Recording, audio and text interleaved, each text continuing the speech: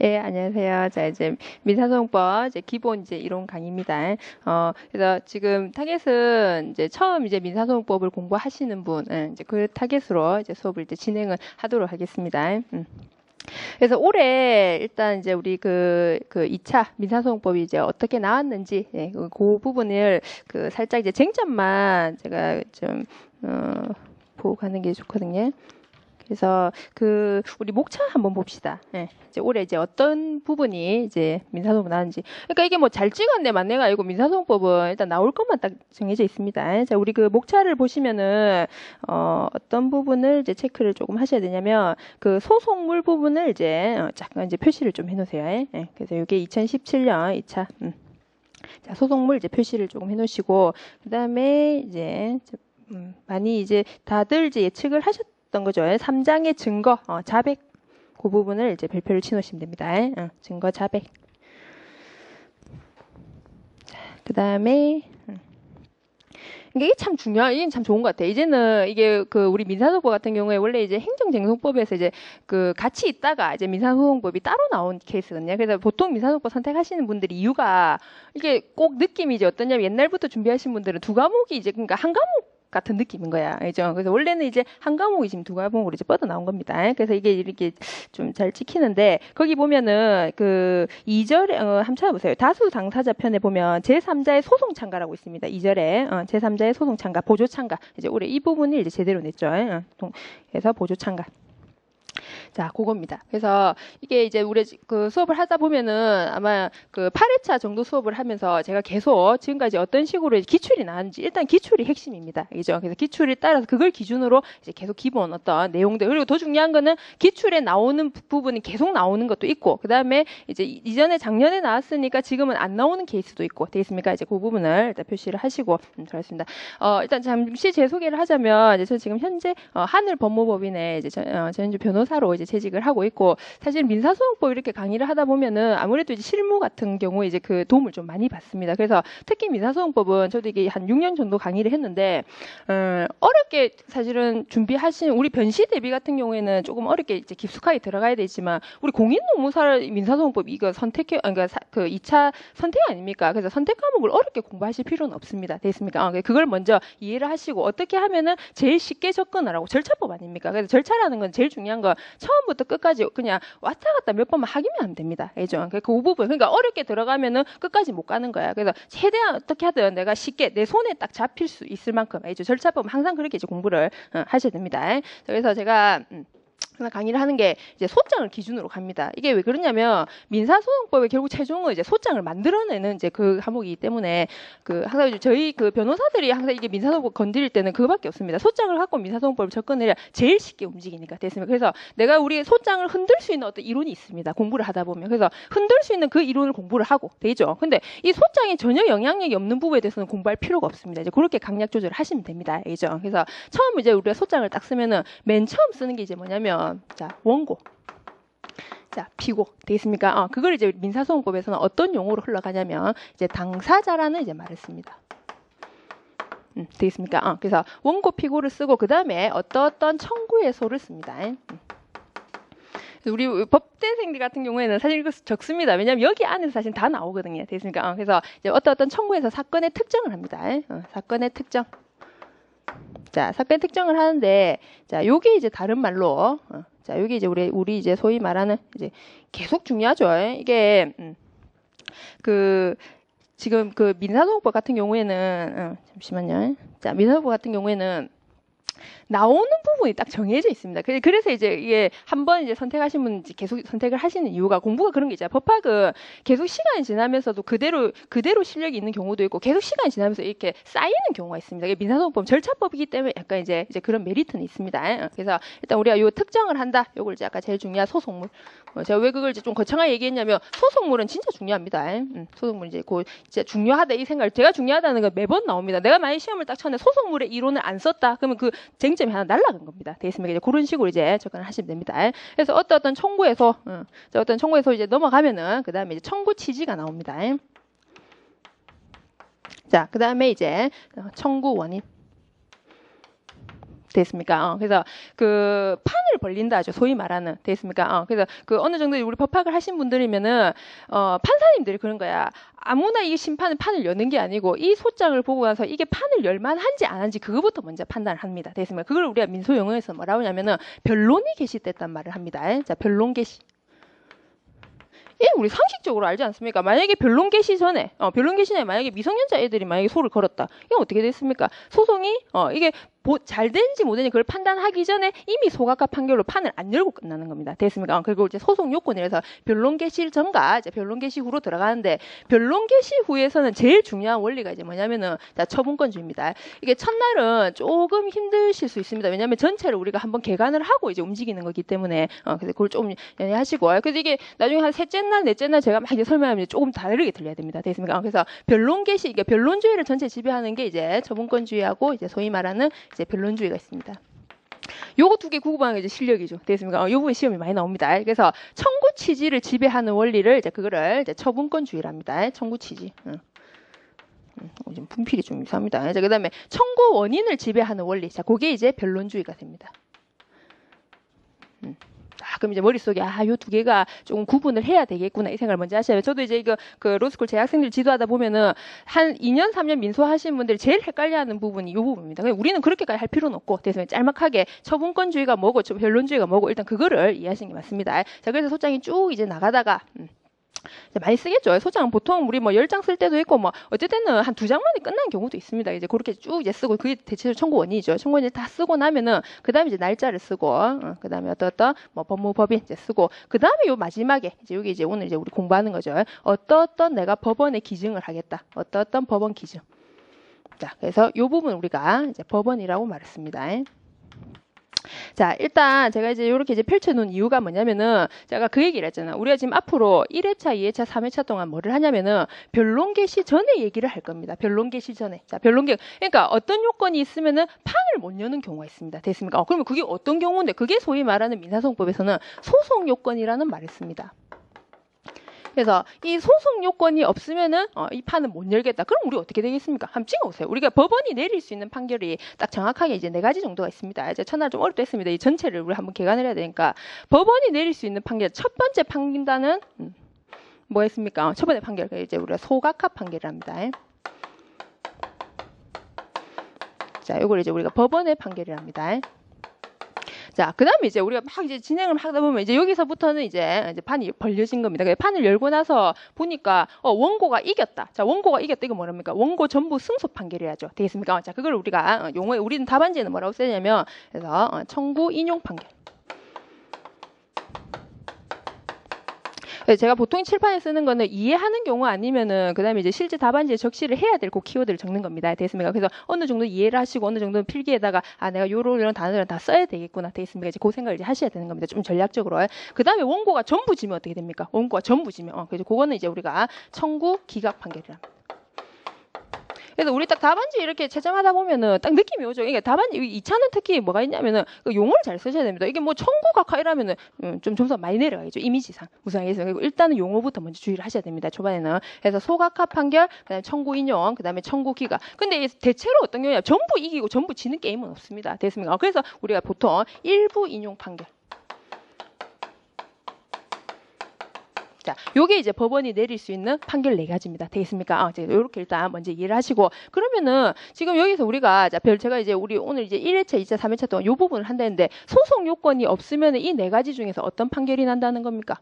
찍어봐봐. 어떤 소각각 판결이 나는 겁니다. 제 말 이해됐습니까? 그러면 이 말은 요 판이 이제 벌려지고 나면은 이 판결이 나겠구나. 제 말 무슨 알겠습니까? 일단 그거를 먼저 좀 정리를 해놓으시는 게 중요합니다. 자, 그런 소송 요건이 뭐냐? 거대합니다. 왜냐하면 민사소송법은 판사를 위한 학문입니다. 대체로 판사님들은 본인들 공부를 많이 했었기 때문에 판을 열기를 별로 안 좋아하십니다. 됐습니까? 그래서 소송 요건을 어떻게든 열심히 공부를 해서 판을 안 열고 싶어 하겠죠. 제 말 이해됐습니까? 그런 식으로 관점을 이해하셔야지만 민사소송이 빨리 접근이 됩니다. 알죠? 그래서 그럼 네가 말한 소송 요건 뭔데? 자, 그게 이제 3가지로 먼저 나뉩니다. 그래서 그게 소송 요건 첫 번째가 이제 법원입니다. 자, 그다음에 이제 당사자. 자, 그다음에 이제 소송물. 자, 요 세 가지가 있습니다. 돼 있습니까? 그래서 이 세 가지 부분을 정확히 잘 갖추지 못하면은 결국 어떻게 난다는 겁니까? 소는 각하가 된다. 뭔지 알겠습니까? 자, 그럼 이제 요걸 이제 우리가 하나하나씩 이제 공부를 하게 됩니다. 오늘 아마 제가 법원부터 이제 시작을 할 겁니다. 알죠? 그래서 그겁니다. 그러니까 딱 일단 접근을 해 놓으세요. 이게 저도 이제 법학을 이렇게 가르치다 보면은 법학은 사실은 우리 특히 공인노무사 강의는 그냥 읽는 데 그치지 않습니다. 그래서 어떻게든 이해를 해야지만이 우리 선택은 그 필수 과목에 시간에 지장을 줘서는 절대 안 됩니다. 무슨 말이겠습니까? 어떻게든 어쨌든 어차피 우리 행정갱송해야 되잖아. 그래서 그 절차법을 어차피 공부를 해야 되기 때문에 민사소송법을 이 선택을 최대한 본인들 공부하는데 지장이 되지 않을 만큼 되겠습니까? 더 좋은 거는 이제 그게 좀 영향력을 미치면 더 좋겠죠. 되겠습니까? 그래서 제가 자꾸 이제 첫 번째 강조드리는 부분은 특히 기본 이론강의 때 이해하시는 게 굉장히 중요합니다. 지금부터 외우려면은 아무 소용 없습니다. 이게 쌓이는 공부를 해야지 시간이 지나도 제가 딱 보면은 이게 합격이 되는 학생들이 있고 되겠습니까? 시간이 지나도 안 되는 경우가 있다는 겁니다. 시간 넉넉하기 때문에 최대한 이번에는 내가 이해를 한다는 생각을 합시다. 일단 이해부터 하고 책을 한번 열어봅시다. 우리가 안 그렇습니까? 자, 예를 들어서 이런 경우가 있습니다. 자, 일단 이해하고 이제 책이 하면 됩니다. 갑이라는 사람은 부산에 삽니다. 자, 그 다음에 이제 을이라는 사람은 서울에 삽니다. 됐습니까? 그래서 갑이 을한테 돈을 빌려줬는데 야 돈을 안 갚았어. 그러면 갑은 을한테 뭐를 합니까? 대여금 반환 청구 해소를 합니다. 됐습니까? 야, 돈을 갚아라. 자, 그래서 대여금 반환 청구를 합니다. 어디다 하니 이거지? 됐습니까? 지금 갑 입장에서는 솔직히 어디 하고 싶습니까? 부산지방법원 그 자리에 하고 싶지. 됐습니까? 근데 을의 입장에서는 어떻습니까? 이걸 부산지방에 해버리면 야 지금 부산에 내려와야 되는데 이소 하나 때문에. 제 말 이해됐습니까? 여기서 무슨 문제가 일어나면 간할 문제가 일어나는 겁니다. 되겠습니까? 자, 그래서 우리 법원과 우리 그 민사소송법 법문 규정에서는 원칙적으로 어떻게 두냐면 일단은 자, 또 이해하셔야 됩니다. 이 판사 입장에서는 원고 별로 안 좋아합니다. 이게 싸운 건 사람 별로 안 좋아해요. 어떻게든 하해를 종료시키고 싶어 하잖아. 그래서 모든 법조문은 피고를 위주로 좀 가고 있습니다. 이제 그런 이제 먼저 어느 정도 그렇게 이해를 해야 이제 안기가 좀 줄어듭니다. 그래서 을이라는 피고의 주소지를 먼저 그 간할로 둡니다. 그거를 우리가 이제 보통 간할이란 말을 씁니다. 되겠습니까? 그래서 그런 식으로 네가 말하는 간할이 이런 거구나. 각자의 어떤 지역이 달랐을 때 됐습니까? 각자의 지역이 달랐을 때 어디다가 소장을 쓰느냐. 제 말 이해했습니까? 그래서 이 부분이 원칙적으로 간할이 적법하게 하기 위해서 아까 우리 소장에서 제가 그랬잖아. 맨 마지막 부분에 뭐 어떤 법원 쓸 때 뭐를 써야 되는 겁니까? 서울중앙지방법을 일단 원칙을 써야 됩니다. 되겠죠? 그럼 만약에 서울중앙지방법을 안 쓰고 만약에 부산지방법을 쓰면 어떻게 된다는 겁니까? 우리가 지금 배운 대로 가면 각하가 되지. 되겠습니까? 왜? 뭐가 안 맞았으니까? 요 법원의 요건이 안 맞았으니까. 그런 식으로 이제 넘어가는 겁니다. 되겠습니까? 자, 그래서 요 이제 간할 부분을 자, 이제 내가 공부를 해야 되겠다. 그러면 이 말은 지금 이제 간할이 전체적으로 이제 여러 가지 경우가 있습니다. 그래서 그게 이제 보통 재판적이 있고 약간 가피를 하시고 그 책에 다 정리돼 있으니까 일단 가피를 하신 다음에 하시면 됩니다. 자, 보통 재판. 그다음에 특별 재판 간할. 자, 특별 재판 간할. 자, 이렇게 일단은 이제 두 가지로 자 먼저 이해를 하십니다. 일단은 제일 중요한 건 법학은 이제 우리 많이 해보셔야죠. 법학을 어제 기억이 나야 되거든. 법학은 어렵고 이런 게임은 아닙니다. 기억을 하기 위해서는 그 목차를 묶어야 됩니다. 알겠습니까? 이게 목차 묶는 연습을 꼭 하셔야 됩니다. 그래서 우리가 보통 간할, 특별재판 간할을 토지 간할이란 말을 씁니다. 되겠습니까? 또 이제 조금 줄기를 잡읍시다. 그 다음에 이제 우리 간할 중에는 크게 나누면 자 직분 간할. 전부 영우 싸움입니다. 그래서 제가 반드시 이해를 해야 될 부분 이해를 시키고 굳이 우리가 그냥 그 목차 중에 하나면은 이제 그냥 이제 목차 이름만 얘기 들어갑니다. 그다음에 요거는 사물간할. 자, 되겠습니까? 자, 사물간할을 조금 이해하고 갑시다. 자, 사물간. 안 그랬으면 우리도 법학 공부하다 보면은 이게 사실은 저도 이제 저도 수험생을 길게 해봤기 때문에 그냥 책 읽는 거는 이제는 의미 없습니다. 어차피 책은 이제 본인들이 읽어낼 수 있는 거고 강의라는 거는 결국은 이 책을 여러 번 돌린 사람이 어떻게 이제 이 책을 쉽게 읽힐 수 있느냐 그겁니다. 알겠습니까? 그래서 어떻게든 목차를 조금 정리하시고 책을 꼭 복습을 하시는 게 편합니다. 자, 사물간할은 조금 이해가 들어가야 됩니다. 자, 우리가 보면은 자, 이런 게 있습니다. 소가라는 게 있습니다. 소가. 그래서 만약에 1억을 얘가 아까 우리 빌린 돈이 1억이다. 됐습니까? 그럼 우리 인지해가고 이 소가 이 계산이 다 다른 건 이제 법원마다 다릅니다. 됐습니까? 그 법원에서 쭉 나와 있습니다. 자, 그런데 그런 소가가 우리가 2억 원 이하의 사건. 소액 심판 사건 이런 거 들어봤죠? 됐습니까? 그래서 2억 원 이하의 사건과 2억 원 이상의 사건이 있습니다. 그래서 그걸 먼저 이해를 하시면 됩니다. 그러면은 좀 작은 액수인데 좀 작은 액수하고 큰 액수하고 간할하는 법원이 다르겠죠?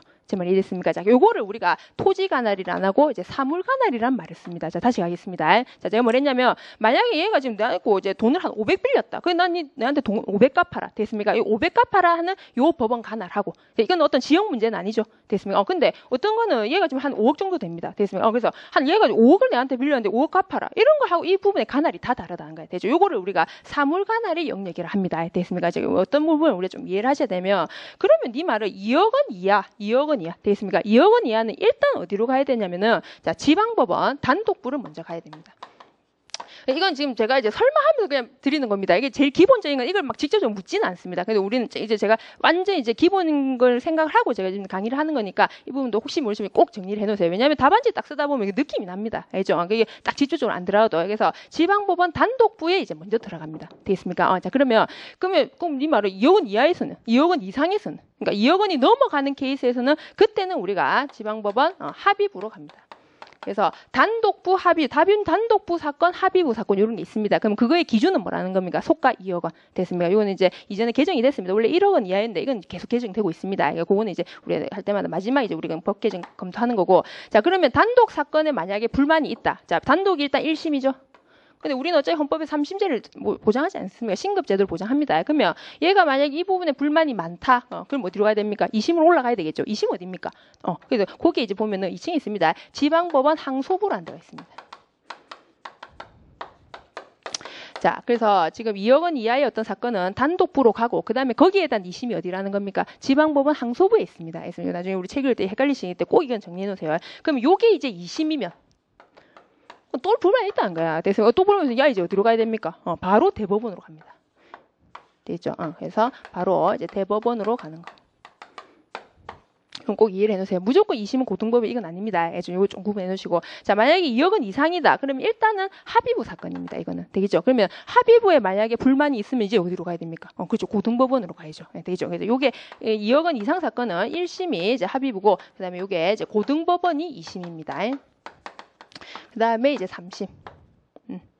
뭔지 알겠죠? 그래서 그러니까 지금 제가 말씀드린 요런 것들이 전부 어떤 겁니까? 사물가날이죠. 되겠습니까? 그럼 이제 또 자꾸 끝을 생각을 해놓으세요. 이게 공부를 계속 하더라도 합격을 하고 안 하고는 한 끝 차이입니다. 이제 마무리를 하는 사람과 마무리하지 않으면 결국 합격은 안 됩니다. 이제 그걸 항상 저도 고시 공부 이게 좀 고생 많이 했거든요. 저도 이 고시 공부 좀 이게 마음 많이 다쳤던 게 뭐냐면 나는 다 했다 생각했는데 마무리를 안 지으면 계속 떨어지더라고. 무슨 알죠? 그것만 꼭 우리 나중에 딱 준비를 하실 때 딱 준비는 특히 무슨 어떤 곳이든지 간에 2년, 3년 안에는 가능합니다. 알죠? 그래서 2년, 3년은 충분히 기본 이론이 가능하고 어느 정도 본인들이 만약 2년, 3년이 됐다 싶으면 그다음부터는 약간 방법적인 문제일 겁니다. 시험을 잘 안 치셨던가. 알죠? 그런 거 꼭 신경 쓰세요. 우리 반은 일단 우리 그 양을 채우는 게임이니까 사실 시작이 제일 중요하죠.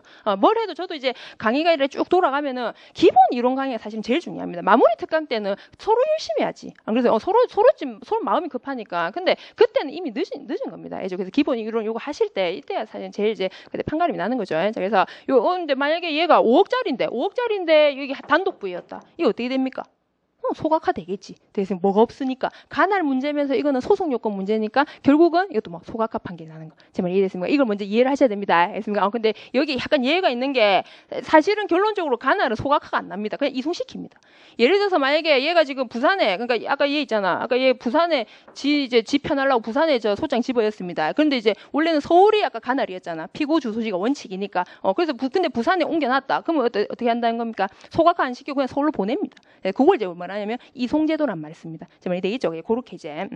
그러니까 자꾸 이제 알아가시면 됩니다. 지금 뭘 지금 하고 있는지 이제 그거를 아시면 됩니다. 그래서 요게 이제 오늘 할 겁니다. 그래서 가날 부분 어떤 지역에 어떻게 내겠는지 해죠. 뭐 복잡하겠죠. 무조건 피고 주소지는 아닐 거 아닙니까? 해죠. 어떤 경우에는 원고 주소지도 되고 됐습니까? 이제 그거를 이제 우리가 정리하는 겁니다. 한번 살짝 봅시다. 한번 살짝 이제 구경을 하면서 우리 또 줄을 꺼야 조금 마음 편하니까 자 어디를 이제 먼저 보시냐면 일단 그 가날 부분부터 이제 먼저 보시면 됩니다. 자 30페이지 한번 가봅시다. 30페이지. 자, 일단 제가 그 줄을 너무 함부로 끄지 말고 이게 나중에도 우리가 예측을 하셔야 되니까 나중에 한 달 뒤에 내가 이 책을 봐야 될 때 어느 부분을 볼지 사실은 기억이 오늘 본 그대로는 절대 안 나거든요. 됐습니다. 그래서 이거 줄 끊는 게 굉장히 중요합니다. 마지막에는 다 필요 없습니다. 그래서 가날이라면 요거는 꼭 뭐 형광펜을 칠하지. 그래서 우리 마지막 수업반 마무리 강의 들어보니까 이제 책 정리 참 잘 돼 있던 언니도 있던데 이렇게 막 의의는 실제 그렇게 하죠. 그래서 의의는 이제 막 노란색으로 하고 됐습니까? 그래서 의의는 좀 중요합니다. 이걸 외우기 위해서 알죠? 그다음에 이제 답안지가 좀 퀄리티 있어 보입니다. 그다음에 학설은 또 다른 색으로 뭐 초록색으로 하고 그다음에 판례는 뭐 파란색으로 하고 됐습니까? 그다음에 뭐 검토 이런 거. 하여튼 요렇게 이제 좀 색깔을 이제 좀 구분해서 갖고 지금은 필요 없지. 근데 자꾸 대비를 하는 거야. 내가 마지막에 어차피 이 책으로 정리를 하는 거거든. 됐습니까? 이제 그거를 조금 신경 써 주세요. 그래서 관할 요거는 의입니다. 재판권을 행사. 재판권이 키워드입니다. 재판권. 자, 재판권을 행사하는 국내 여러 법원 사이에서 재판권의 분당 관계를 정해놓은 것. 자, 요겁니다. 그래서 우리가 첫 번째 주의를 하셔야 될 게 간할권과 재판권은 좀 주의를 하셔야 됩니다. 우리가 간할이라는 거는 국내 안에서 되겠습니까? 국내 안에서 어떤 지역을 말하는 거고 재판권은 요즘 지금 문제되는 거 많잖아요. 그 뭐 가습기하고 그 정수기인가 뭐 하여튼 그것 때문에 사실은 그게 원래 제조회사가 어딥니까? 영국이잖아. 됐습니까? 근데 우리나라에 지금 이게 제소가 돼버리니까 이게 뭐의 문제냐면 재판권의 문제인 거예요. 제 말 이해했습니까? 그래서 재판권과 간할권을 좀 고른 상태에서 이해를 좀 하시는 게 맞습니다. 자, 그래서 간할의 종류, 그래서 간할 결정은 법정, 지정, 거동 이랬습니다. 법 동그라미 치시고 거동 동그라미 치놓으세요. 자, 법정. 그래서 이제 거의 다 나온 거죠. 자, 이제 뭐냐면은 이게 이제 우리가 그 펼쳐놓은 거에서 일단 우리 아까 법정 간할. 그래서 법정 간할 안에 이제 우리 아까 배웠던 게 이제 직분 간할, 그다음에 사물 간할, 그다음에 이제 보통 간할. 토지간. 자, 여기 들어갔고. 그래서 항상 어떤 법은 어떤 개념이 이제 나오면 이제 지금 우리 처음 하시니까 어떤 개념이 딱 나오면은 무조건 어떤 범위 안에서 나왔는지 꼭 연결시켜야 됩니다. 안 그런 건 버립니다. 절대 이게 눈으로는 안 됩니다. 그래서 법정 간할 있고, 그다음 지정 간할은 됐고 이제 거동 간할. 그러니까 제가 됐다는 거의 안 나온다고 하면 우리는 그 객관식을 치는 것도 아니니까. 자, 거동 간할은 이제 뭐냐면은 이 거동이라는 게 당사자가 임의로 하는 겁니다. 법에 정해진 거에 반대가 당사자 임의로 하는 거거든요. 됐습니까? 우리 민법 같은 경우에 어떻습니까? 민법에서 이게 물건이 변동되는 경우가 어떤 경우에 변동됩니까? 법률 행위에 의해서 변동되는 것도 있지만 법률 규정에 의해서 변동되는 경우도 있죠. 됐습니까? 이제 그런 식으로 마찬가지예요. 그래서 이거는 법에 의해서 들어간 거. 이거는 당사자가 지금 간할을 하는 겁니다. 어떤 경우냐면은 지금 우리 강사진들은 찍고 있죠. 이게 지금 우리 변론관을 이제 나올 때가 됐으면 이게 나오는 것만 나옵니다, 사실은. 민소를 그래서 사진 선택을 좀 많이 하시는데 이제 이런 거 있습니다. 아까 갑을 한번 봅시다. 보통 우리 계약서에 그렇게 적혀 있습니다. 갑하고 을하고 이제 계약을 하면서 야, 우리 혹시 만약에 문제가 있으면 야, 그냥 우리 서울로 하자. 원래는 얘가 지금 서울에 살고 얘가 부산에 살면은 원래 원칙적으로 법정 토지가는 어딥니까? 부산이 맞죠? 됐습니까? 근데 얘들이 이제 얘가 갑이었던 거야. 그래서 얘들이 애초에 그 계약을 할 때, 야, 우리 계약할 때 무슨 어떤 분쟁이 나면은 그냥 서울로 하자. 되겠습니까? 법 다 필요 없고 뭐부터 하겠다는 거면. 근데 법은 어차피 우리 어떻습니까? 민법 같은 경우 우리 민법 맨 처음에 배울 때 어떤 원리가 지배합니까? 사적 자체의 원리가 지배를 하죠. 되겠습니까? 강행 규정이 아닌 이상은. 제 말 이해되겠습니까? 자, 그래서 결국 각각 우리 계약서에다가 마지막 말미에 야, 우리 어떤 분쟁이 나면은 우리 서울에서 하자 이렇게 들어간 거. 당사자 행위에 의해서 간할이 생겨나는 걸 우리가 거동 간할이란 말을 씁니다. 제 말 이해되죠? 자, 그래서 그 중에 하나가 합의 간할이 있습니다. 합의 간할을 제법 나왔습니다. 그래서 이제 우리 그 강사님들 찍는 게 요거 모여서 사실 나왔는데, 자, 변론 간할을 찍습니다. 참 짜증나죠? 이제 변론 간할 또 뭔데? 변론 간할은 이게 또 어떤 거냐면은, 자, 근데 일단 당사자가 만드는 겁니다. 당사자가 만드는 거예요. 자, 그래서 변론이라는 건 이런 겁니다. 예를 들어서 갑이, 자, 을한테 아까 계속 그 같은 사례입니다. 갑이 을 보고, 야, 우리 무슨 분쟁이 났으니까, 이제 그 분쟁이 나갖고, 갑이 지금 지 편한 대로 서울에다가 딱 이제 소장을 집어넣었습니다. 자, 그런데 을이 얘가 어떻게 하면 아무 말이 없어. 되겠습니까? 그러니까 우리 아무 말, 뭔가 이쪽에서 상대방이 잘못을 했는데 얘가 아무 말이 없다. 민사소송에 많이 봅니다. 하자가 치유됩니다. 이게 절차법과 실제법의 결정적인 차이입니다. 절차는 이미 쭉 흘러가 버리기 때문에 우리 민총 같은 표현대리 이런 거 많이 배우잖아요. 표현대리. 소송법, 절차법, 그러니까 우리 소송법하고 실제법이 이런 게 차이 많이 납니다. 그러니까 절차는 어떻게든 돌이키는 걸 별로 안 좋아합니다. 되겠습니까? 그래서 이런 것도 적용이 안 되고 이제 막 그 의사표시 하자 있는 거 전부 적용 안 됩니다. 아마 민사 판례에서 좀 보셨을 거고. 자, 그래서 이제 결론은 뭐냐면 갑이 뭔가 지금 잘못된 이제 간할로 했으면 얘가 분명히 이 일을 했으면은 이 부분은 다시 이제 시작이 될 건데 을이 아무 말 없이 되겠습니까? 본안 변론에서 이제 그래서 변론 간할을 했는데 본안 판을 열어놓고는 아무 말이 없다. 그래 알겠다. 그럼 난 서울에서 할게.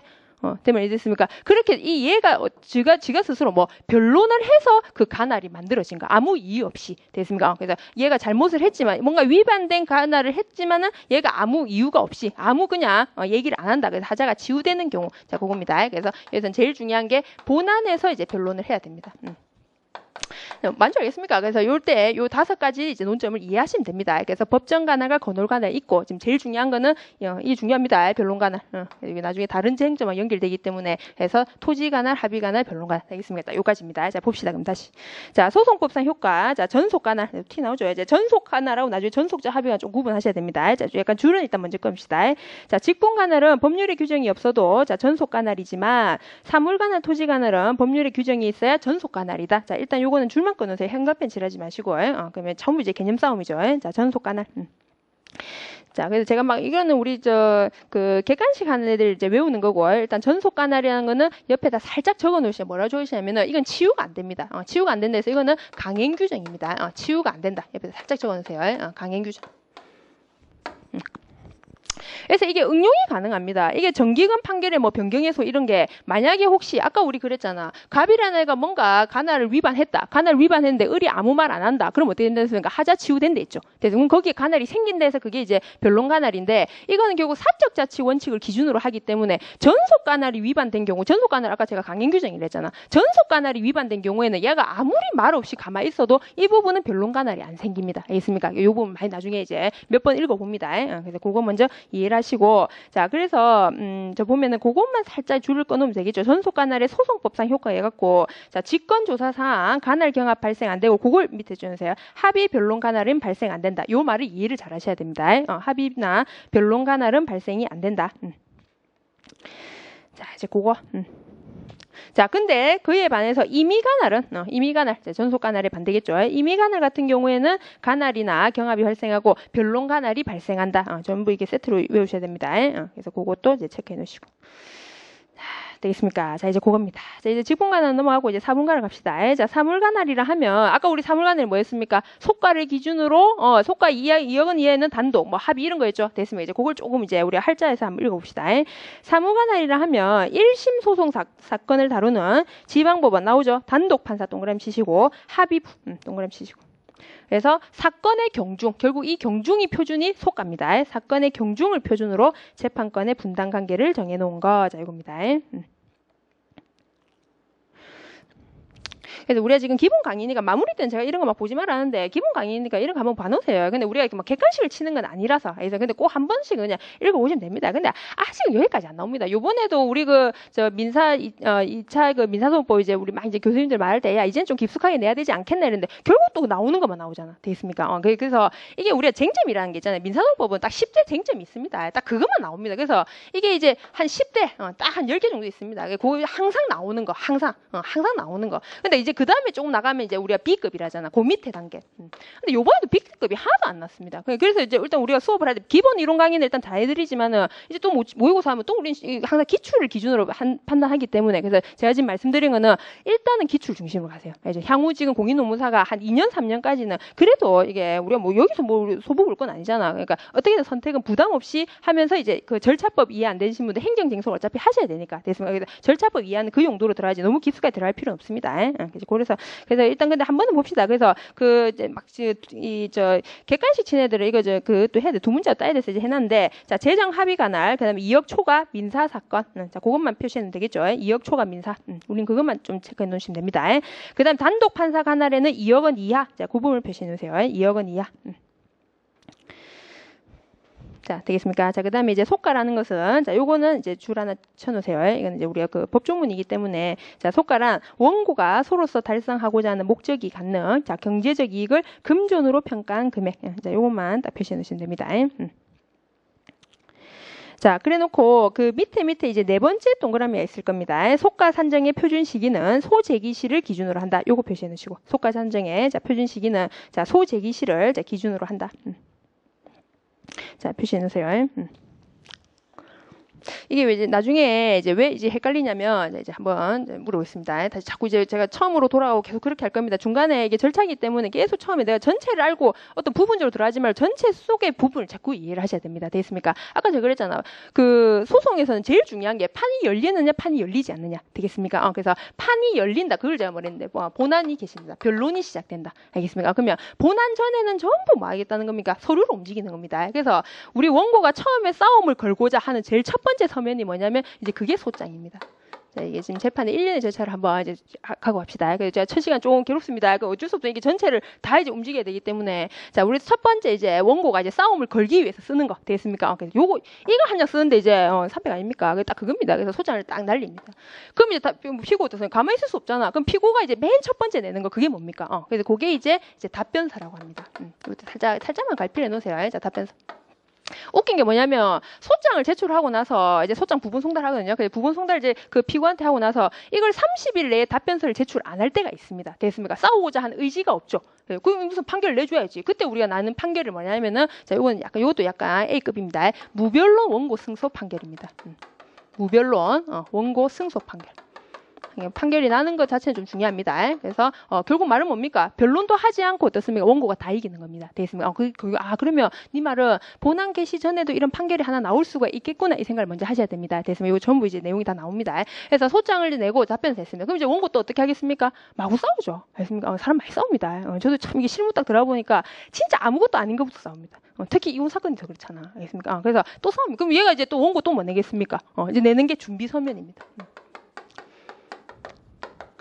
준비 서면이 계속 오갑니다. 준비 서면 1, 준비 서면 2, 서면 이런 식으로. 알겠습니까? 이렇게 막 오가다 보면은 이제 판사들이 이렇게 보잖아. 됐습니까? 판사들이 이렇게 보고 나서 우리가 이게 소장에서 사실 판결이 하나 나올 수는 있습니다. 우리가 소장 각하 명령이라는데 자, 이건 이제 우리 국민노무사 하시는 분도 한번 정리하셔야 됩니다. 소장 각하 명령은 뭐냐면 아까 제가 그 소장에서 쫙 쓸 때 우리 뭐뭐 써야 됐습니까? 당사자 써야 되고 원고 피고 그다음에 청구 취지 써야 되고 청구 원인 써야죠. 근데 그 네 가지가 빠지는 거. 그걸 이제 우리 여기서는 필수적 기재 사항이란 말을 씁니다. 그래서 그 필수적 기재 사항이 빠져버리면은 어떻습니까? 소장 각하 명령을 내립니다.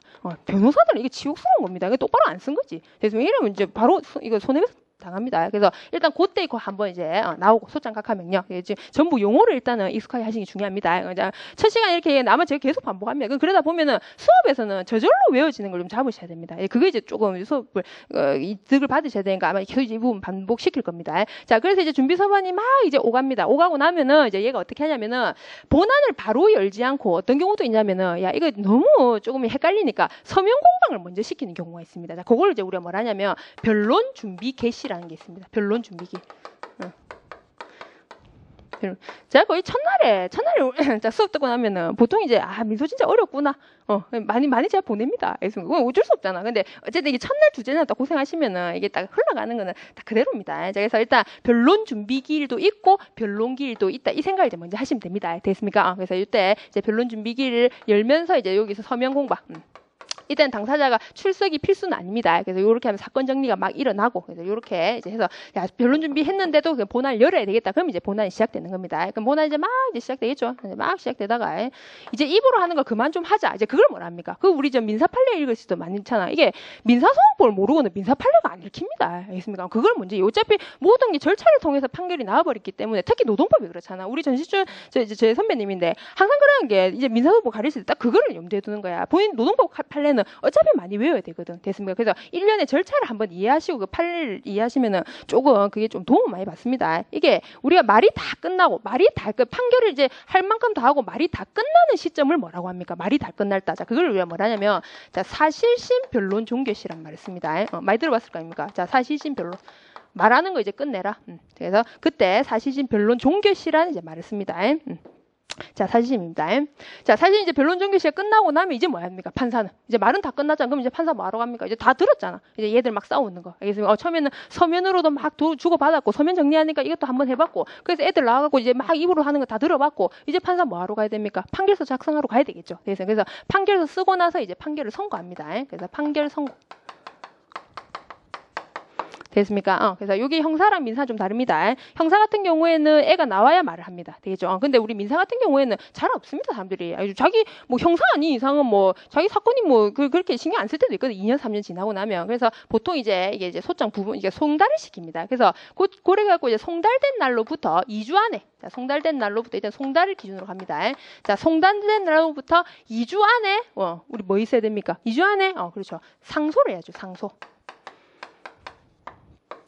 되겠습니까? 그래서 상소를 해서 우리 상소는 이런 것도 전부 용어 싸움입니다. 상소는 우리가 1심에서 2심으로 가는 거는 항소라고 되겠습니까? 2심에서 3심으로 가는 거는 이제 상고랍니다. 제가 답안지 딱 매기다 보면은 이런 거 실수 많이 하십니다. 이런 거 딱 구분하시고 그래서 상소 안에 이제 요게 있다. 자, 그래서 2주 안에 만약에 상소를 안 한다. 상소를 한다는 건 불복이 있다는 거잖아요. 이 판결에 대해서. 됐습니까? 그래서 2주 안에 만약에 상소를 안 하면은 이 판결은 이제 어떻게 되는 겁니까? 판결이 확정이 납니다. 되겠습니까? 이제 판결이 확정이 나면 이제 고정이 난 거야. 그러면 판결이 확정되고 나면은 이제 그때 뭐가 생깁니까? 이제 이제 또 소송법에 10대 쟁점 나왔죠. 기판력. 진짜 내가 이게 중요하다는 게 뭐냐면은 항상 이게 중간 논점입니다. 여기에서 논점이 계속 빠져나가기 때문에 이런 논점이 중요하다는 겁니다. 그래서 판결이 확정되면서 이제 기판력이 생겨버립니다. 되겠습니까? 자, 기판력이라는 거는 똑같은 내용을 한번 판결 났는데 또 다시 하지 마라 이겁니다. 일단 쉽게 말하면 되겠습니까? 이제 그걸 먼저 이해를 하시고, 자, 그럼 이제 판결이 확정 났습니다. 이제 그럼 판결 확정 나면 이제 뭐 해야 됩니까? 확정난 게 중요한 게 아니지. 집행하러 가야지. 돈 빌렸는데 야, 내 원고 승소 판결 났다. 그럼 이제 피고한테 어떻게 해야 돼? 집행하러 들어가는 겁니다. 그래서 이제 그 다음이 이제 집행 단계로 넘어갑니다. 자, 이게 답니다. 근데 이제 거기서 좀 나온 게 판결이 확정돼 있지만 일단 판결 확정 전에 구제의 사유가 뭐였습니까? 상소죠. 됐습니까? 판결이 확정되고 나면은 상소는 더 이상 못 합니다. 됐습니까? 그럼 우리는 어떻게 구제받을 수 있습니까? 진짜 이 구제 잘 안 되는데 재심이죠. 그래서 우리가 상소하고 재심의 용어를 이제 확실히 구분을 하셔야 됩니다. 자, 그거 기준은 판결이 확정이 나야 됩니다. 요 말 제일 많이 합니다. 그래서 요거. 자, 그리고 재심으로 구제받을 수 있는데 집행 단계에서도 사실 구제를 또 한 번 더 받을 수가 있습니다. 구제 수단이 첫 번째 여기 하나 있고, 자, 두 번째 하나 있고, 그다음 세 번째가 청구 이해소. 자, 여기까지가 우리 시험 범위입니다. 자, 청구 이해소는 지금 이게 A급은 아닌데 모의고사 한 번씩 치면 몇 번씩 나옵니다. 그래서 여기까지. 그래서 요 일련의 절차를 쫙 이해를 하시고, 우리가 소각화 판결은 우리 소송 요건은 사실은 언제 그 기준식이냐면 요때가 기준식입니다. 사실은 변론 종료 시까지 소송 요건이 만약에 구비가 되면은 이건 소각화 판결이 안 납니다. 이거 학생들 질문 많이 합니다. 그리고 일단 그까지. 근데 지금 소가는 소재 기시밖에 안 되죠. 그래서 이걸 많이 헷갈려합니다. 자, 여기까지. 첫 번째는 제가 이제 뒷부분까지 계속 설명이 들어갈 거니까 조금 이제 그 필기를 많이 해놓고. 복습을 좀 해놓으시면 편합니다. 자, 일단 갑시다, 이제. 그게 이제 소가. 자, 이제 토지관할 갈게요. 자, 토지관할이란, 이게 중요합니다. 자, 토지관할이란 소재지를 달리하는 같은 종류의 법원 사이에, 자, 재판권의 분담 관계. 자, 요것만 한갑에 칠해놓으면 되겠죠. 재판권의 분담. 자, 모든 소송석 간에 공통적으로 적용되는 일반 재판을 보통재판적. 그래서 모든 사건. 아까 우리 보통재판적 뭐 봤습니까? 피고의 주소지. 딱 그겁니다. 그 다음에 특별한 종류 내지 특정 사건에 대해서 제한적으로 적용되는 재판적을 이제 특별재판적. 자, 이겁니다. 특별재판적. 그래서 예를 들어 이런 겁니다. 우리 이제 시험 문제 나왔던 거는 우리 다 바쁘잖아. 우리도 바쁘고 저도 바쁘고 다 바쁘잖아. 우리는 딱 나올 것만 합니다, 사실은. 그래서 이게 갑하고 을하고 이제 어떻게 했냐면은 그러니까 을이 갑이 맞았습니다. 갑이 맞아갖고 이제 우리 갑이 맞으면은 갑은 을한테 이제 뭐 해야 됩니까? 계약 관계는 아니잖아. 그래서 일단 750조 불법 행위에 의해서 손해배상 청구를 합니다. 되죠? 그래서 손해배상 청구를 이제 1억을 하는데 얘는 서울에 살고 얘는 또 부산에 삽니다. 됐습니까? 근데 얘들이 싸운 지점, 얘가 얻어맞은 지점 어디냐면 대구입니다. 자, 일단 우리가 보통재판적으로 가면은 이 관할은 어디입니까? 여기죠. 여기 원체 관할은 경합이 됩니다. 여기도 되고 여기도 됩니다. 그게 관할이 경합이라는 말을 쓰는 겁니다. 그러면 원칙 보통재판적으로는 부산이지만 특별재판적으로 불법행위 같은 경우에는 불법행위지도 관할로 얹어줍니다. 제 말 이해됐습니까? 그러면은 여기서 얘가 만약에 대구에다가 소장을 집어해도 이것도 뭐가 된다는 겁니까? 관할이 인정이 된다는 겁니다. 제 말 무슨 얘기죠? 이제 그런 원리입니다. 그래서 특별재판적, 그래서 특정 사건, 자, 그거죠. 자, 보통재판적은 자 나오죠. 응소의 편의를 고려하여 자 키워드입니다. 피고와 관계 있는 곳, 자 이겁니다. 피고. 그래서 피고를 무조건 키워드로 들어가셔야 됩니다. 자, 그다음에 특별재판적. 자, 특별재판적에서는 우리 지금 우리 시험 대비할 때 뭘 준비하셔야 되냐면 자, 의무이행지 재산권에 관한 소. 자, 그거 표시해 놓으세요. 자, 재산권에 관한 소. 자, 요거는 아마 민법에서도 좀 도움을 받으실 겁니다. 그래서 특정물 인도 채무. 자, 이외의 채무는 이제 지참 채무. 자, 그거죠. 자, 그것도 표시해 놓으시고. 자, 지참 채무. 자, 그렇지만 그러니까 특정물 인도 채무 이외가 뭡니까? 우리 민사 용어로는 그냥 종류 채무입니다. 그래서 종류 채무는 자, 지참 채무가 원칙이고 특정물 인도 채무에는 채권 성립 당시에 자, 물건이 있던 장소. 자, 그겁니다. 자, 그거 조금 체크해 놓으시면 됩니다. 그래서 요거는 요 두 개만 이제 이해를 하시고 어쨌든 재산권과 관련된 거는 쉽게 말하면 이렇게 이해하지만 쉽게 우리가 그 사례를 풀 때는 우린 거의 단문은 딱 나올 게 정해져 있고 이제 여기 사례로 들어가면은 딱 그 재산 관련된 거 불법행위도 마찬가지고 뭐 돈 빌리는 건 전부 재산 아닙니까? 그러면 그때는 뭐 원고 주소지에도 관할이 된다. 이렇게 간단히 정리하시면 됩니다. 알겠습니까? 근데 그렇게 그래서 요 말은 복잡하지만 어쨌든 재산권에 관한 소에는 원고에도 지금 관할이 있다. 이렇게 생각하시면 되고 자 불법행위 소재기 행위지 요건 제법 좀 나옵니다. 모의고사에서 그래서 가해 행위지와 손해 발생지 자 모두 포함하는 거. 가해 행위지. 자, 손해배상인지. 그래서 이게 지금 제일 문제가 됐던 게 최근에 이제 그 고엽제 사건 아닙니까? 되죠. 그래서 결국 고엽제 일어난 그 지점하고 지금 우리 그 고엽제 같은 경우에는 지금 막 이렇게 그 부작용이 있을 수도 있거든, 한국에서. 되죠. 그래서 가해 행위지하고 손해발생지가 다를 수도 있다는 겁니다. 되죠. 그래서 그때 손해발생지 우리 한국도 재판권이 있다. 이제 그렇게 이제 최근 좀 판례가 있습니다. 이거는. 그래서 그거 하나 이제 이해를 하시면 되고. 자, 그 다음에는 이제 보면 뭐 지적재산권 이런 것들은 뭐 아직 됐고. 자, 그 다음에 좀 밑에 갑시다. 이제 관련 재판적. 자, 병합 청구에 이제 재판적. 나머지는 이제 제가 막 그 설명 안에 이제 들어가는 거니까 이제 넘어가시고 일단 우리는 어떻게든 2차기 때문에 쓸 수 있는 것만 일단 정리를 하시는 겁니다. 이해하고. 그래서 그다음에 이제 관련 재판적 이제 한번 갑시다. 자, 관련 재판적. 이것도 이해를 하시고 그냥 책 보면 편합니다. 그냥 보면 그냥 이제 줄긋기밖에 안 되고 이게 지금 그 관련 재판적이라는 거는 자, 이런 겁니다. 자, 이제 우리 어차피 이제 나중에도 또 하셔야 되니까 자, 볼게요. 이 갑이라는 애가 자, 을한테 이제 아까 돈 빌렸습니다. 자, 돈 빌렸는데 얘가 돈을 막 안 갚아. 됐습니까? 그래서 채무 불이행을 한 겁니다. 되죠? 딱 기한 내에 돈을 안 갚아서. 그럼 우리 채무 불이행에 기해서 갑은 을한테 우리 뭐 할 수 있습니까? 손해배상 청구할 수 있죠. 됐습니까? 390조 민법 390조에 의해서 자, 손해배상 청구가 이제 가능합니다. 근데 중요한 건 뭐냐면 우리 손해배상 청구 민법도 이게 저 390조 가능하지 또 뭐도 가능합니까? 이게 청구권 경합이 되잖아. 우리 그 총칙에서. 그래서 750조에 의한 불법 행위에 의해서도 가해 행위가 있었다면 이 두 개는 뭐가 가능합니까? 청구권 경합이 가능합니다. 이 말을 이해하셔야 됩니다. 다시 갑니다. 갑을한테 막 이을이 지금 똑바로 채무를 이행을 안 해서 갑을한테 손해배상 청구를 하는데 그 손해배상 청구가 390조에 의해서도 손해배상 청구를 할 수 있고 돼 있습니까? 채무 불이행에 의해서도.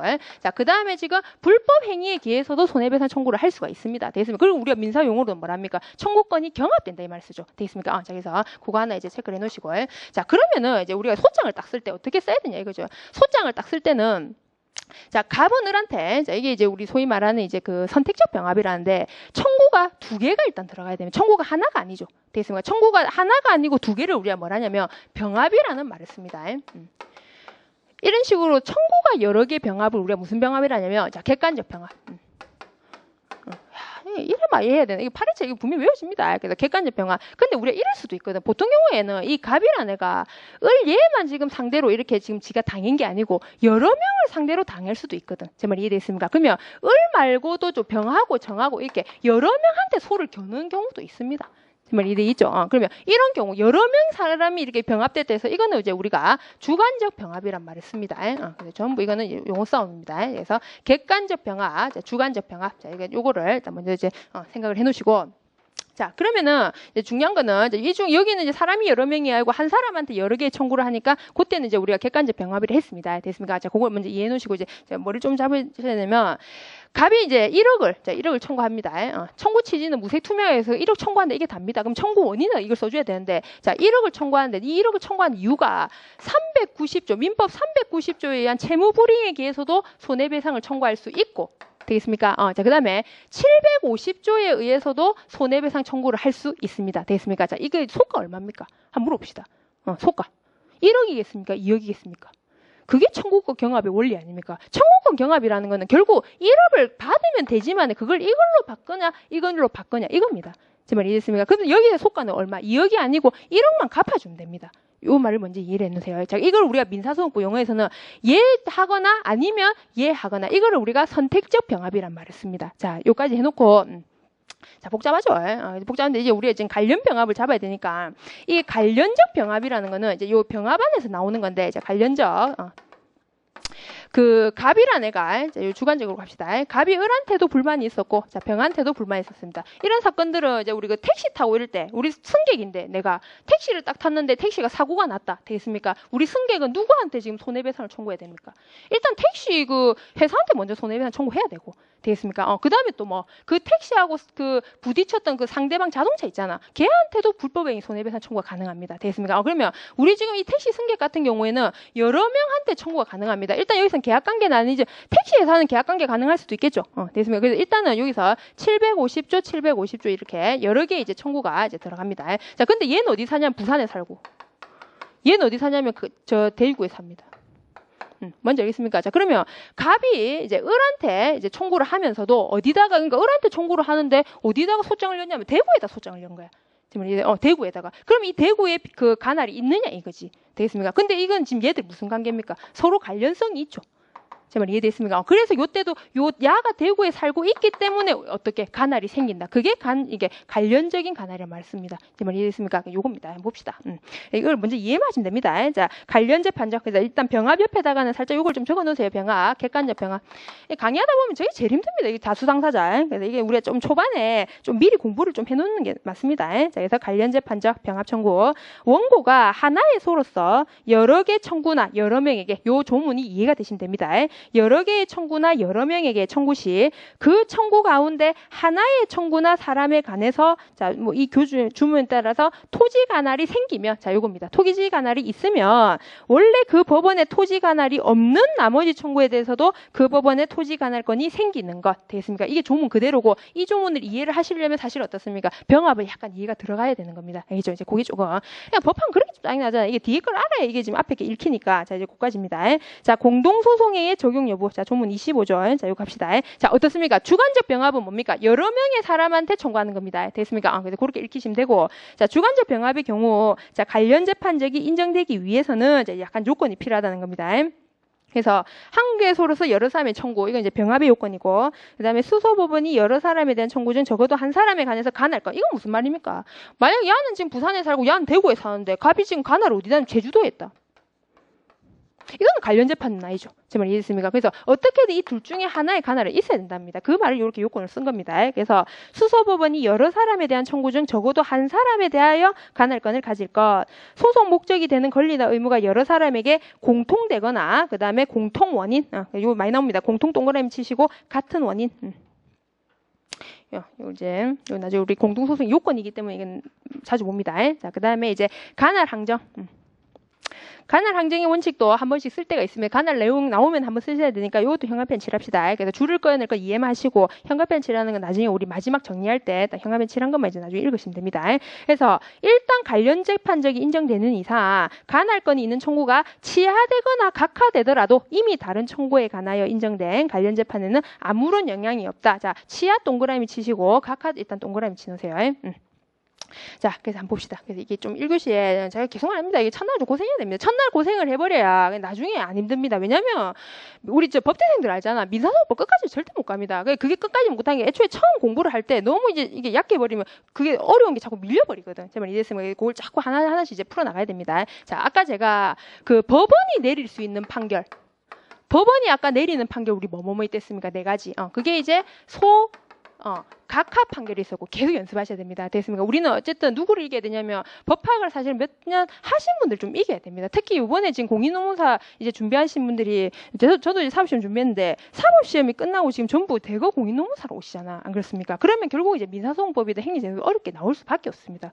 그래서 이제 우리 이 비법대생님 분들이 좀 법학에 좀 더 이제 그 민사소송법 제가 선택하시는 분들 이렇게 상담하다 보면은 사실 그런 영향력도 있어. 그러니까 어차피 법을 제대로는 해야 될 것 같아. 올해부터는. 왜냐면 지금 사실 몇 한 사람들이 지금 열로 오니까 무슨 말이겠습니까? 그거를 우리가 조금 대처를 하셔야 됩니다. 근데 그분들을 굳이 우리가 이게 그 고시라는 거는 이게 제가 딱 보면 2년 3년 안에 안 나면은 뭔가 그 시험에 어떤 부적합한 게 있을 수도 있습니다. 알죠? 우리는 저도 항상 그 고시 공부할 때 별로 남은 안 봤습니다. 그냥 내만 딱, 내가 오늘 이거 끝내자. 그럼 그것만 끝내고, 알겠습니까? 딱 별로 옆에 사람 그 신경 쓰면은, 못 삽니다. 자, 일단 봅시다. 그래서 법원에 우리가 내릴 수 있는 판결이 소각하. 그 다음에 아까 우리 뭐 했습니까? 원고가 전부 이기는 청구 인용. 됐습니까? 원고가 전부 지는, 청구. 자, 기각. 이런 거 안 납니다. 그 다음 우리 뭐 있었습니까? 일부 인용. 됐습니까? 자, 일부 인용. 자, 이 4가지가 있는데, 이거는 법원이 하는 거고. 됐습니까? 자, 법원이 하는 게 아니고 이제 우리는 이전에 원님 재판처럼 이게 사또가 막 하는 게 아니잖아. 결국은 누가 움직이는 겁니까? 당사자들이 움직이는 겁니다. 되겠습니까? 그래서 우리가 그걸 당사자주의란 말을 쓰는데 당사자가 결국 재판을 주도해라 이거야. 되겠습니까? 이제 그겁니다. 그게 처분권주의, 변론주의 이런 겁니다. 자, 그래서 당사자가 주도할 수, 당사자가 재판을 끝낼 수도 있습니다. 그래서 그걸 이제 우리가 아마 나중에 한번 봅시다. 당사자 행위에 의한 종료. 요렇게 이제 적혀 있을 겁니다. 당사자 행위에 의해서 판이 끝나는 거. 자, 그래서 당사자 행위에 의해서 자, 종료. 결국 이것도 어떤 논리에서 뻗어나오는 겁니까? 처분권주의에 의해서 뻗어나오는 겁니다. 되겠습니까? 우리 살짝만 봅시다. 이게 참 중요하기 때문에 우리 목차 보시면은 자, 목차를 이제 우리 쭉 보시면은 당사자 행위에 의해서 거기 이제 본안 쪽에 있거든요. 잠시만요. 봅시다. 2장, 뭐, 찾으시겠습니까? 그 2장에 보면은 이제 4편에, 자, 4편 소송의 종료 이렇게 해서 2장이 뭐라고 적혀 있습니까? 당사자 행위에 의한 종료 이렇게 적혀 있죠. 돼 있습니까? 그래서 그겁니다. 그 파트입니다. 자, 2장에. 그래서 2장도 지금 보면은 그러니까 4편의 2장입니다. 자, 4편 소송의 종료. 그래서 소송이 끝이 나는 거. 목차입니다. 목차. 소송이 끝이 나는 거. 소송이 끝이 나는 거. 그래서 소송은 진행이 될 수도 있고, 처음부터 죽을 때, 그러니까 시작 태어날 때부터 죽을 때까지 그 공부를 다 하는 거죠. 절차 일반을. 그래서 소송이 개시되는 경우도 있고. 그래서 심판의 개시, 진행, 종료는 당사자에 의해서 한다. 이게 처분권주의입니다. 되겠습니까? 민사소송법 203조 원리입니다. 자, 그 중에 하나인데, 그럼 이제 일단 요거는 이제 계속, 그러니까 제가 그랬잖아. 자꾸 뒷부분 얘기할 거라니까. 그럼 우리 당사자 행위에 의해서 하는 것 중에서 소각하고 효과가 비슷한 거. 소각화 같은 경우에는 집행력도 없습니다. 기판력도 없습니다. 그러니까 이미 소각화라는 건 이미 없었던 상태로 가버리는 겁니다. 되겠습니까? 실컷 소장 써도 소각화 판결 한 번 나면은 모든 게 없었던 사건으로 되겠습니까? 우리 청구의 인용, 청구기가 일부 인용은 뭐가 나는가? 아까 우리 판결이 나면 뭐가 난다 했습니까? 기판력하고 집행력이 생긴다 했죠. 되겠습니까? 근데 소각화라는 거는 이미 모든 게 없었던 사건으로 가는 거, 사실로 가는 거 되겠습니까? 자, 그런 똑같은 효과를 내는 당사자 행위에 의한 소송 종료가 있습니다. 그건 뭐겠습니까? 그게 자, 소치하입니다. 안 하겠다 이거지. 쉽게 말하면. 되겠습니까? 나 이제 못 해먹겠다 이겁니다. 소치하에서는 사실 제일 소치하에서는 이제 이거 우리 상식으로 접근하면 되잖아. 소치하에서 제일 문제가 되는 건 뭐겠습니까? 분명히 누군가의 강박을 받았겠지. 안 그렇습니까? 그래서 요 소송행위는 결국 강박 행위에 의한 소치에 어떻게 하자를 인정할 거냐. 이제 그겁니다. 이건 지금 기출이 좀 많이 됐습니다. 자, 그 다음에 이제 우리가 청구 인용은 아까 뭐랬습니까? 원고가 전부 이기는 게임이랬죠. 되겠습니까? 원고가 전부 이기는 게임인데 그게 당사자가 할 수 있는 게 원고가 전부 이긴다는 거는 사실은 누가 포기를 했다는 겁니까? 누가? 피고가 포기를 한 거죠. 되겠습니까? 피고가 그냥 난 못 싸우겠다 이거 아닙니까? 자, 나는 못 싸우겠다 그걸 이제 뭐라고 하냐면은 자, 그거를 이제 우리가 인낙이란 말을 씁니다. 인낙이 뭐냐면 모든 걸 받아들이겠다. 제 말 이해되죠? 그래서 원고가 막 싸움 걸고 있는데 네 말 다 맞다. 모든 걸 받아들이겠다. 그 피고가 이런 식으로 청구 인낙을 하는 순간에 얘는 청구 인용 판결하고 똑같은 거 원고 전부 승소 판결이 일어납니다. 제 말 이해되시면 요 용어를 조금 이해하시면 됩니다. 청구기가 뭐랬습니까? 원고 전부 진댔죠. 그래서 원고가 전부 진다는 거는 원고가 어떤 행위를 했을 때 청구 포기를 했을 때 그래서 이때가 이제 청구 포기. 되겠죠. 자, 일부 인용. 법원이 내리는 일부 인용하고 똑같은 판결을 내는 거. 결국 어떻습니까? 야, 그냥 둘이 그냥, 야, 니 500 빌렸나? 그냥 한 400으로 그냥 그만하자. 이거 아닙니까? 이게 재판상 하입니다. 그렇죠? 그래서 재판상 하에. 뭔지 알겠죠? 그래서 요 원리입니다. 그래서 요걸로 그래서 요 치아 이 부분은 결국 어디서 나온 겁니까? 당사자 행위에 의한 소송 종류에서 이제 나오는 겁니다. 그래서 그 아까 상대방이 소치하는 결국 원고가 하는 겁니다. 이거 좀 신경 쓰세요. 인난 건 누가 하는 겁니까? 피고가 하는 거죠. 됐습니까? 그럼 아까 왜 대구에 사는 애인데 대구 저 소치했다. 대구 니는 그럼 내가 청구 안 할게. 그래도 대구는 어떻습니까? 가날이 계속 생긴다. 됐습니까? 그게 가날 항정의 원칙이라는 겁니다. 그래서 그래서 요거 한번 딱 이해하실 때 그래 이해하시면 됩니다. 좀 초반 힘들어도. 자, 그래서 일단 관련 재판적이 인정된 이상 원래 간할건 있는 청구가 치하되거나 자 각하되더라도 이미 다른 청구에 관하여 인정된 관련 재판에는 아무 영향이 없다. 그게 간할 항정의 이제 원칙입니다. 자, 여기까지 하시고 자 특별 관련 재판적. 자, 특별 관련 재판적 이게 막 튀어나오죠. 이게 소변경, 반소, 중간 확인에서 저중에 이거 전부 중요 쟁점입니다. 이거 현관펜 줄여 놓으세요. 자, 소변경, 반소, 자 중간 확인소, 자 독립당사 참가. 자, 이제 그거 해놓으시면 됩니다. 자, 그 다음에 이제 6절 합의관할인데, 합의관할까지 하고 좀 쉽시다. 자, 아까 제가 그 합의관할은 어디 영역에서 나온댔습니까? 항상 어떤 그 전체에서 그 목차를 전체 봐야 됩니다. 우리 아까 합의관할은 어떻게 들어갔습니까? 목차 연습 꼭 하세요. 이게 특히 기본 강의 때는 좀 차근차근 할 여유가 있으니까 나중에 되면 계속 이제 우리 수단이 돌다 보면은 딱 요 시기만큼 이렇게 실력을 쌓을 수 있는 그 시기는 잘 없습니다. 그래서 우리가 아까 그 법정 관할. 법정 관할 아까 우리 뭐 있었습니까? 자, 직분 관할, 그다음에 사물 관할, 예, 토지 관할 됐습니까? 그다음에 이제 재정 관할 됐고, 그다음에 자 봅시다. 거동 관할. 그래서 거동 관할에 아까 우리 뭐 있었습니까? 그렇죠. 합의 관할. 그다음 뭐 있었습니까? 그다음에 변론관 외워가는 겁니다. 됐습니까? 그래서 일단 요게 약간 지금 가능성이 있습니다. 근데 합의관을 한번 봅시다. 거동관할 중에 하나구나. 이렇게 항상 목차 안에서 그러니까 이거는 민사호만 해당되는 게 아니시고 다른 거 그 법학하실 때도 하나 목차 강조하시고 합의관할이라 하면 법정 관할과 다른 관할을 정하는 당사자 사이의 소송상 합의에 의해서 생기는 것. 자, 이겁니다. 소송상 합의 동그라미 치시면 되겠죠. 자, 그거 동그라미 치세요. 자, 그렇게 합니다. 자, 요거 이제 설명 듣고, 설명 듣고 이제 조금 쉬시면 됩니다. 자, 이게 이제 우리가 이거 한 번만 딱 이해하면 이 책은 그냥 읽힙니다. 그 갑이 자 볼게요. 자 갑이 아까 우리가 그 얘가 이제 부산에 살았고, 얘는 서울에 살았습니다. 자 근데 이제 이 얘들이 어떻게 했냐면은 합의를 딱 합니다. 합의를 하면서 뭐라고 합의를 딱 해버리냐면, 야, 우리 그 뭔가 분쟁이 있으면은, 자, 분쟁이 있으면, 자, 요, 일단, 요, 아까 돈 1억 청구, 1억 대여금 청구. 자, 1억 대여금 청구면 한번 물어봅시다. 여기 가나를 일단 어디 생깁니까? 일단 보통 재판적은 어디입니까? 피고의 주소지니까 서울에 하나 생기죠. 됐습니까? 그래서 가나를 일단 서울에 하나 생깁니다. 요거는 보통 재판적으로 생기는 겁니다. 그 다음 부산에 생기겠습니까? 안 생겼습니까? 재산과 관련되잖아. 아까 우리 재산과 관련된 의무이행지 법원에서 어떻습니까? 원고도 가능성이 이때 있죠. 되겠습니까? 그래서 이 부분은 특별재판적에서 부산도 가날이 생깁니다. 자, 부산도 가날이 생깁니다. 자, 요걸 먼저 이해를 하시고. 자, 그런데 얘들이 어떻게 이게 다 이제 그 합의를 했냐면은, 야, 우리 뭐 분쟁이 있으면은 부산에서 하자. 이런 말 안 해도 되잖아. 굳이 이런 말 안 해도 가날은 부산에 생기잖아요. 제 말 이해됐습니까? 근데 이렇게 합의를 했을 때 이 합의의 의미를 뭘로 할 거냐 이래 들어간 거야.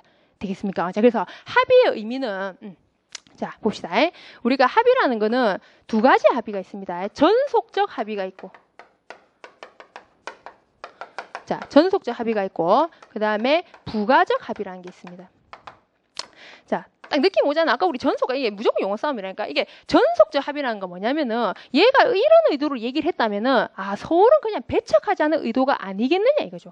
제 말 이해됐습니까? 자, 전속적 합의라는 거는 우리 아까 그 가날 같은 경우에는 어떤 게 있었습니까? 경합이 된 데에서 얘도 되고 다 된 데잖아. 그게 가날의 경합이거든. 제 말 이해됐습니까? 근데 전속적 합의라는 건 뭐냐면은 야 부산에 난 우리는 꼭 부산에서만 해야겠다. 이게 전속적 합의입니다. 제 말 이해되죠? 부가적 합의는 어떤 거? 부가적인 거는 내가 경합시키는 거지.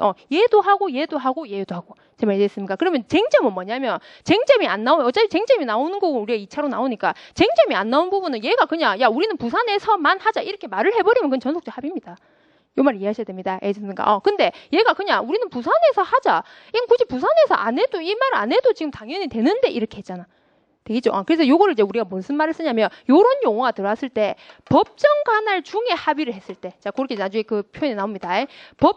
우리 아까 여기 법정 간할이 되잖아. 부산도 아까 특별재판장이 하나 들어가죠. 그래서 그러니까 법정 간할 중에 얘가 그 하나의 그 합의를 했다면은 이거는 전속적 합의로 보자는 거야.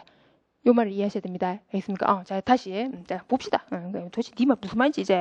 자, 이게 뭐냐면은, 그 합의의 모습만 먼저 가보세요. 합의의 모습. 자, 부가적 합의와 전속적 합의. 요 말만 일단 이해하죠. 한 번 더 갑시다. 자, 전속적 합의는 특정 법원에만, 되겠습니까? 간할 경합을 인정 안 하겠다는 겁니다.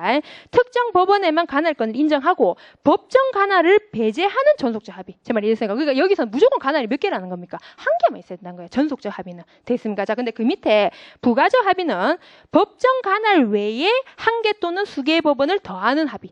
요 말 이해하셔야 됩니다. 되겠죠? 그래서 여기까지입니다. 자, 그래서 그럼 이제 우리가 응용을 합시다. 계속 응용을 하셔야 됩니다. 이게 만약에 야들이 이런 식으로 헷갈리게 안 하고 야, 우리 막 하다가 무슨 문제가 있으면 그냥 대구에 하자. 이건 사실은 누가 봐도 어떻습니까? 대구에 하자. 이건 딱 부가적 합의의 느낌이 나죠. 됐습니까? 그러니까 쟁점이 일어나는 부분은 제가 아까 말씀드렸지만 법정 간할 중에 어떤 애가 지금 합의를 했을 때는 만약 부산에서만 하자면은 얘의 의도가 이건 서울은 이거 합의 안 한 걸로 보는 게 안 맞겠느냐 이렇게 이제 넘어가는 게 지금 우리 판례하고 다수설의 입장입니다. 알겠습니까? 여기 학설 대립이 있다는 겁니다. 자, 일단 뒤로 한번 넘어가 봅시다.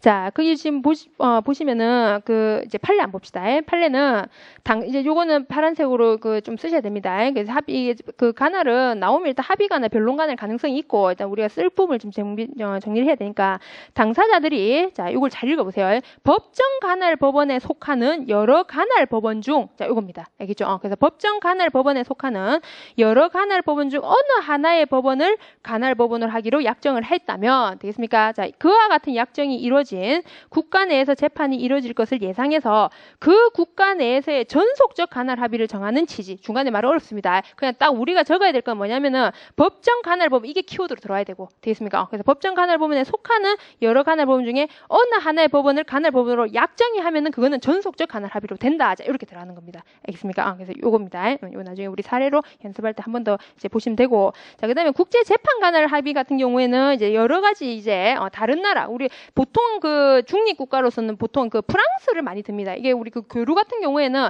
보통 뭐 우리 영국의 회사하고 이제 제조 회사니까 보통 영국에서 제조를 이렇게 그러면 영국 제조 회사랑 우리나라 이렇게 뭐 이제 물품 거래하면은 보통 중재법원으로는 프랑스 국가 법원 이렇게 들어가는 거예요. 그럼 프랑스 법원 이거는 우리가 어떻게 된다는 겁니까? 이게 국제적인 재판에 이제 전속 관할로 볼 건지 아니면은 부가적으로 볼 건지 그 요건이 이제 여기 있다는 겁니다. 그래서 국제 재판 관할 요거는 이제 재판권과 관련된 겁니다. 자, 그래서 요것도 조금 이제 정리합시다. 전속적 국제 관할 합의가 유효로 되기 위해서는 자, 요거는 이거 번호 붙이셔야 됩니다. 1번. 일반적 관할 합의 요건 외에 국내 재판권에 전속하지 않는 것. 자, 요거 첫 번째. 우리는 지금 그 객관식을 준비 안 해서 일단 우리 정리해 봅시다. 자, 두 번째. 합의한 외국 법원이 당해 외국법상 그 사건에 대해서 국제 재판권이 있을 것. 두 번째. 그러니까 국제 관할권이 있어야 된다는 겁니다. 자, 세 번째, 그 외국법에 대해서 합리적 관련성이 있는 것. 그래서 뭔가 지금 뭐 프랑스와 관련성이 있어야지. 뭐 증거는 저기 뭐 영국에 다 있는데 프랑스에 할 수는 없잖아요. 이제 그런 이제 요건을 구비한다는 겁니다. 합리적 관련성이 있는 경우 이제 공업적. 그래서 세 가지 요건이 구비되면은 국제재판 관할권에 이제 합의. 그래서 우리가 지금 여기까지 이제 하고 좀 쉴 건데 어떻게 이해를 하시냐면 이 전속이라는 거를 꼭 신경을 쓰세요. 아까 우리가 제가 약간 주의를 하는 게 전속 관할이 있었잖아. 이 지금 변시애들 시험 문제 내면 계속 이 부분만 객관식 내거든. 그래서 전속이라는 말은 오로지 니만 이거 아닙니까? 되겠습니까? 그래서 아까 제가 전속 합의 관할 같은 경우에는 그러니까 관할 합의가 아니고 전속 관할 같은 경우에 이게 제가 전속 관할 그 규정은 강행 규정이라는 말도 썼죠. 그래서 얘는 뭐도 안 됐습니까? 아까 당사자가 뭐 바꾸고 이런 것도 안 됩니다. 됐습니까? 그래서 전속이라는 그 특성이 있지만은 뭐는 구분하셔야 되냐면 지금 우리가 배운 거는 전속적 합의 관할은 구분하셔야 됩니다. 그래서 전속적 합의 관할은 강행 규정은 아니지만은 오로지 이 관할에서만 하자. 경합을 인정을 안 한다는 거. 됐습니까? 그래서 이 두 개를 결국 말장난입니다. 그래서 요거까지 주의하시면 됩니다. 한 10분 쉬고 이제 그 뒤에 이제 변론 관할하고 이제 시작합시다.